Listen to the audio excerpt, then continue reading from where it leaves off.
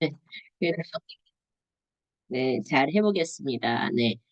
단백질이 요즘에 이제 우리가 다이어트나 바디방 또 몸을 만드는 운동하시는 분들도 많잖아요. 그래서 이게 단백질이 정확하게 뭐고 어떻게 먹어야 되고 왜 먹어야 되는지 이런 걸 조금 정리하고 가면 훨씬 좋겠다라고 생각해서 오늘 이렇게 이제 정의를 했어요. 그래서 일단 단백질이라는 거에 대해서 조금 더 정리를 해보면 좋을 것 같아서 단백질은 물과 함께 우리 몸을 구성하는 주성분이래요. 그러니까 우리 몸이 이제 물과 단백질의 주성분인데 단백질이라는 것은 기본 단위가 이제 아미노산이 합쳐져서 고분자 화학물질의 이제 넓은 개념으로 단백질이라고 한다는 거죠.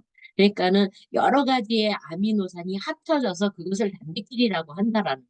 그래서 우리가 아미노산, 필수 아미노산 이런 얘기 많이 하잖아요. 그러니까 단백질에도 아미노산의 종류가 굉장히 많은 거예요. 근데 그것이 어떻게 먹고 그거 하는 역할이 다 다르다라는 거, 이런 거를 또 오늘 같이 짚어보면 좋을 것 같아요. 그래서 이제 동물의 몸의 주 성분은 물, 단백질, 그리고 지방, 탄수화물, 또 이제 이런 무기질 해서 이제 여러 가지가 합쳐져서 그냥 우리 몸은 단백질의 주성분의 큰 물주머니라고 보면 된다는 거죠. 그러니까는 우리 신체가 이렇게 되어 있어서 물이 왜 중요한지, 단백질이 왜 중요한지 이런 거를 보면 결국에는 우리가 큰 그냥 단백질로 이루어진 물주머니라는 거예요. 그 재밌죠? 그래서 이제 이렇게 이제 보시면 될 것 같아요. 그래서 인체를 구성하는 이제 아미노산에서 여러 가지가 있지만 거기서도 굉장히 중요한 게 한 20여 가지를 찝어볼 수 있다는 거예요. 그래서 이제 근데 여기서 중요한 건 우리가 먹었을 때 이 필수 아미노산이 스스로 무언가를 이렇게 레고를 짝을 짓듯이 자기네들이 이렇게 맞춰서 필요한 것에 끌어당김으로 만들어낸대요. 이게 되게 중요하더라고요. 그래서 어 단백질이 다 하는 역할이 다르대요. 그래서 어떤 단백질은 근육과 피부를 만들기도 하고 적혈구나 백혈구에 이제 단백질에 필요한 것을 또 찾아가기도 하고 해서 그 필수 아미노산의 단백질이 다 다른데 우리가 이거를 다 맞춰서 골고루 먹을 수 없잖아요. 그래서 거기에 이제 식품이라든지 우리가 먹는 이제 동물성 단백질, 식물성 단백질에 본인들이 가지고 있는 역할이 다 다르다는 거예요. 그래서 우리가 골고루 먹어야 되는 게 중요한데 단백질을 많이 먹으면 좋는가 아니면 얼마나 먹어야 되는가 또 많이 먹었을 땐 어떻게 되는가 이런 거를 또 되게 중요한 것 같아요. 그래서 이제 단백질을 얼마나 많이 먹느냐가 중요한 게 아니라 얼마나 많이 흡수돼서 그것이 우리 이제 인체에 가서 골고루 그의 역할을 하느냐가 되게 중요하다는 거예요. 그래서 이게 되게 그래서 우리가 단백질을 드세요, 단백질을 드세요라고 하지만 대부분의 이제 소비자들이 얼마나 먹고 얘를 왜 먹어야 되고 어떻게 먹어야 되는지 모르시는 분들이 굉장히 많더라고요. 그래서 이제 그런 거 이제 이번 시간에 짚어보려고 해요. 그래서 단백질의 흡수 속도와 근육의 합성이래요. 그래서 이제 골격근, 그래서 우리가 이제 뼈를 합성하거나 하는 거에 대한 혈중 아미노산의 그러니까 우리가 혈액이 좋고 건강한 사람들은 어, 아미노산의 이 단백질 합성이 최고 안정적인 상태를 유지한대요. 근데 그렇지 않은 사람들이 아프거나 어, 병이 들거나 아니면 과하게 운동을 하거나 나이가 많거나 했을 때는 이 아미노산, 단백질의 흡수율이 현저하게 떨어진다는 거죠. 그래서 혈중 아미노산이 높을 때, 그러니까는 많이 먹거나 운동이 과하거나 했을 땐 얘를 처리하는 기관이 어디냐면 간이라는 거예요. 그러니까 단백질을 많이 먹었을 때 간이 데미지를 가장 많이 받는다는 거죠.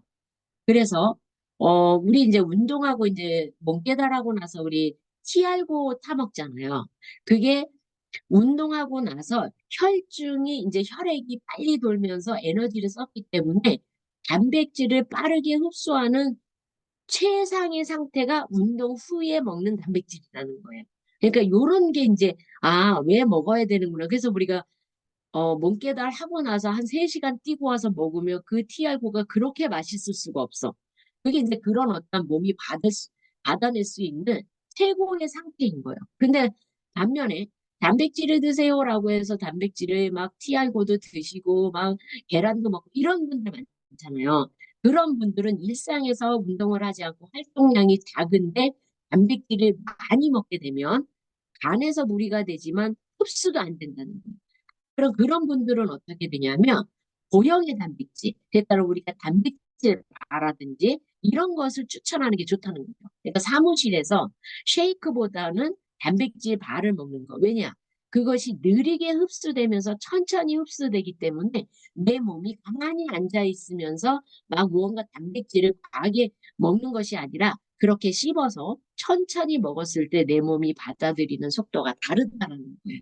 그래서 우리가 이런 단백질을 먹었을 때 첫 번째는 이제 위에서 흡수하고 두 번째가 췌장으로 넘어가고 세 번째가 소장으로 넘어가면서 분해하고 그의 역할을 하는데 처음에 위에서 들어갔을 때 펩시노겐이라 그래서 왜 단백질을 많이 먹으면 막 소화가 안 돼, 또 속이 쓰려 이러신 분들이 많아요.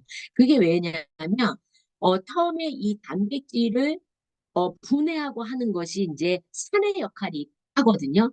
그래서 만약에 내가 이제 단백질이 소화가 잘 안 된다거나 이러신 분들은 식초를 같이 조금 드시면 훨씬 더 도움이 되는데 또 위벽이 약하시거나 위산이 많으시거나 이러신 분들은 또 산이 많으신 이런 식초를 먹게 되면 쓰림이 많잖아요. 그래서 이제 그런 거를 약간 조심하셔야 돼요. 그래서 이제 찬 음식이라든지 밀가루라든지 이런 거를 굉장히 많이 피해 주셔야 되는 게 좋고 그리고 이제 당으로 넘어갔을 때는 유산균이나 오메가3, 식이섬유 이런 거를 같이 복용을 하셨을 때 효과를 더 보실 수 있다라는 거. 그래서 우리가 좋은 단백질을 먹었는데 흡수가 안 됐을 땐 간에 무리가 되기 때문에 요것은 이제 참고로 또 하시면 좋을 것 같아요. 그래서 이제 단백질이 남는다고 무조건 근육을 만들지 않는다. 이게 되게 중요해요. 그래서 아미노산, 우리가 단백질을 먹고서 남은 것은 24시간 동안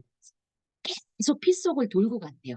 그래서 이제 피 속을 계속 돌고 가다가 세포가 죽고 토해내고 하면서 내가 필요로 하는데 일자리를 찾아서 가는데 가장 단백질, 그러니까는 혈액에 돌고 막 이렇게 피 속을 또 떠돌아다니는 이 아미노산이 어디에 가장 대취협이 강하냐면 강한 운동이나 운동을 했을 때 거기에 가서 딱 달라붙는다는 거예요. 그러기 때문에 운동했을 때 근육이 늡니다가 여기서 나오는 거예요. 근데 내가 운동을 안 했는데 단백질을 과하게 먹는다라고 하면 계속 빗속을 떠돌아다니면서 간을 괴롭히겠죠. 그러니까 이런 거를 잘 아시면 좋을 것 같아요. 그래서 운동이 부족한 현대인들은 단백질이 남아도는 타입이라는 거예요. 내가 운동하지 않고 몸을 쓰지 않는데 계속 단백질을 먹게 되면 어떻게 된다? 결국에는 간이 데미지를 받는다. 이런 거를 이제. 그래서 우리가 쉐이크라든지 단백질을 추천했을 때 왜 운동을 해야 되고 언제 먹고 어떻게 먹어야 되는지를 조금 더 꿀팁으로 드리게 되면 그분들이 더 잘 드실 것 같아요. 그래서 단백질의 재활용이라 그래서 단백질을 먹었을 때 얘가 남은 것이 다 변으로 가지 않아요. 그리고 얘가 막 혈액을 다 하면서 다시 또 한번 세포에 다시 쓰게 되고 근육에도 쓰게 되고 또다시 재활용을 하려고 굉장히 단백질 애를 쓰는 거예요. 근데 단백질을 먹고 남아도는 것은 다 배출한다. 그것이 아니라 단백질이 배출되는 것이 아니라 우리 몸의 단백질을 이제 이렇게 바꿨을 때 에너지를 이제 아미노산으로 바꾸고 했을 때 버리는 것이 아니라 그 과정에서 질소라는 노폐물을 나오게 된다는 거죠. 근데 거기서 이제 바꿔냈을 때 이제 단백질은 황이라는 성분이 있기 때문에 그게 이제 변으로 갔을 때는 굉장히 이제 냄새를 나게 하는 거지 단백질의 이 황성분 때문에 이제 이런 변의 냄새가 나고 하는 거예요. 근데 이 과정에서 내가 단백질을 많이 먹었을 때 몸에 해로운 것이 뭐냐면 이 과정에서 다량의 칼슘이 같이 뼈하고 같이 빠져나간다라는 거예요. 단백질을 분해해서 밖으로 내보낼 때 에너지가. 그래서 뼈 건강에 해로워지고 또 그것이 배출을 할 때 가장 많이 데미지를 받는 게 신장이 이제 이것을 분해해서 내보냈을 때 다량의 단백질을 먹게 되면 신장, 그래서 신장이 안 좋은 환자들은 단백질 섭취를 제한한대요. 그러니까 요런 것도 사장님들이 전달할 때 조금 꿀팁으로 주면 좋지 않을까라는 생각을 해요. 그래서 그러면 단백질을 먹을 때 어떻게 먹는 것이 중요하냐라는 부분에서도 이제 그 칼슘이 굉장히 중요한 부분을 하겠다라는 거를 또 한번 보실 수 있어요. 그래서 단백질이 과했을 때도 뼈가 손상되지만 또 뼈가 약했을 때 단백질 흡수가 부족하다라는 거예요. 그렇기 때문에 칼슘이 굉장히 중요한 역할을 하고 그래서 우리가 쉐이크라든지 그리고 이제 TRM이라든지 했을 때 이 단백질이 흡수하는 그 두 성분 그리고 TR고에는 보면 그 글루틴이 있잖아요. 그게 왜 그렇게 중요한지에 대해서도 되게 중요한 부분이 있구나라는 거를 또 한번 느끼게 되더라고요. 그래서 하루에 필요한 단백질 양, 그럼 도대체 얼마를 먹어야 되느냐, 이런 게 있잖아요. 그래서 체중 1kg당 1g의 이제 단백질을 먹어라라고 우리가 기본적으로 알고 있지만, 기본적인 체질, 그러니까 내가 체중을 유지하고 운동량이 많지 않다라고 했을 때는 약간 1g에서 약간 빠지는 0.8g 정도. 그래서 이제 1kg당 0.8g 그리고 가벼운 유산소나 근력 운동을 하시는 분들은 1g에서 1.2 내가 이제 강도가 높은 이제 고강도의 운동을 한다라고 하면 이분들은 조금 더 드셔야 되겠죠. 그리고 완전히 고강도 운동 선수나 전문 이제 트레이너 이런 사람들은 두 배의 단백질을 먹어야지 그 이제 근육이라든지 어떤 이제 에너지 대사 그리고 필요한 아미노산이 제 역할을 할 수 있다라는 거예요. 그러면 내가 다이어트라든지 어떤 것에 유지를 해야 된다라고 하게 되면은 그 1g 정도. 왜냐면 이제 가벼운 유산소라든지 운동이라든지 이런 걸 하시기 때문에 그런 거 이제 가는 거죠. 그래서 이런 거를 다 계산해서 보시면 좋을 것 같아요. 그리고 이제 단백질이 부족했을 때, 이제 과했을 때지만 이제 부족했을 때 나타나는 현상들이 있어요. 첫 번째가 달달한 음식이 땡긴대요. 그러니까 이제 이 단백질이 부족하다라고 했을 때 달달한 음식, 그리고 두 번째는 손톱이 자주 잘 깨지고 손톱이 약해지고, 그리고 집중이 안 되고 머리가 몽롱하대요. 그리고 이제 네 번째는 다리가 붓기가 이제 심하대요. 그래서 이제 이것도 이제 어떤 순환이나 이런 어떤 부분에 있고 또 이제 면역이 약해지고 감기가 자주 걸린다. 그리고 운동에도 근육량이 잘 늘지 않는다라는 거지. 결국엔 아까 얘기한 것처럼 운동을 하고 나서 어떻게 돼요? 이제 이 단백질을 받아들이는 이제 에너지 소모나 많은 것을 이제 소진했기 때문에 그때 이제 단백질을 먹게 되면 이제 근육이 잘 형성하는 그리고 잘 받아들이는 그런 이제 몸이 되어 있다라는 거죠. 그래서 우리가 먹고 있는 이 쉐이크가 왜 중요한지를 보게 되면 결국에는 단백질이 여러 가지 이제 아미노산이 포함되어 있고 내가 이걸 먹기 위해서는 어떤 미네랄, 식이섬유 이런 것이 같이 어우러져야 거기에 이제 칼슘이나 이런 여러 가지가 어우러져야 이 단백질이 잘 흡수가 될 수 있다라는 거예요. 잘 흡수가 될 수 있고 그것이 내가 필요로 하는 대로 아미노산이 잘 전달이 되는데 그것이 잘 믹스되어 있다라는 거가 이걸 공부하면서 다시 한번 또 느끼게 되더라고요. 그래서 이제 요런 걸. 그래서 이제 이 단백질이 왜 이렇게 여러 가지 미네랄 그리고 비타민 그리고 식이섬유가 있는지를 그거는 결국에는 우리가 필요로 하는 어떤 역할과 흡수 때문에 그 역할이 있는 거예요. 그래서 우리는 크게 이제 TR미 그리고 TR90 그리고 TR9 요렇게 이제 단백질이 세 가지가 있는데 요것의 이제 그람수 그리고 또 여기에 이제 특징 요런 거를 보면 TR9 같은 경우는 글루코사민이 있고 비타민 D가 있고 비타민 C가 있는데 요거는 이제 동물성 단백질은 카제인이나 요청 단백질이 있기 때문에 뼈를 흡수하고 뼈를 만들어내는 것에 더 필요로 하는 성분이기 때문에 그렇다라는 거예요. 그러니까 결국에는 TR9를 먹게 되면 근육을 형성하기도 하지만 뼈를 이 보호하고 하는 어떤 글루코사민에 대한 그 두 성분인 아미노산이 더 많이 함량이 되어 있다는 거예요. 그래서 최고로 치는 단백질의 질이 유청 단백질이나 카제인 단백질 이런 거가 굉장히 최고의 단백질로 으뜸으로 친다는 거예요.